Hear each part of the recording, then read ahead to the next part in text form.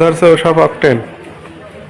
যশোরের চৌগাছায় ভ্রাম্যমাণ আদালতের অভিযানে অবৈধভাবে গুদামজাত করে রাখা প্রায় ৬,০০০ লিটার জ্বালানি তেল জব্দ করা হয়েছে।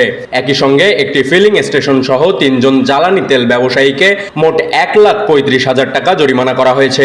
আজ বিকেলে যশোর জেলা প্রশাসনের নির্বাহী ম্যাজিস্ট্রেট সোয়াইব হাসানের নেতৃত্বে এ অভিযান পরিচালিত হয়। অভিযানে উপজেলার ১ নং ফুলসারা ইউনিয়নের সলুয়া বাজারে অবৈধভাবে বিপুল পরিমাণ জ্বালানি তেল মজুত করার দায়ে ব্যবসায়ী নিজামুদ্দিনকে ১,০০,০০০ টাকা জরিমানা করা হয়।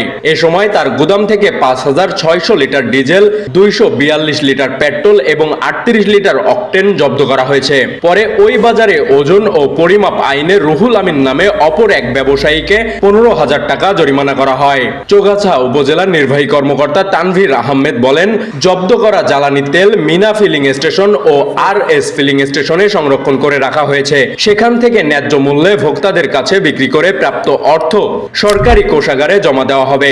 অভিযানকালে মেট্রোলজির পরিদর্শক সাব্বির আহমেদ সহ আইন শৃঙ্খলা বাহিনীর সদস্যরা উপস্থিত ছিলেন। সুবর্ণভূমি ডেস্ক, যশোর।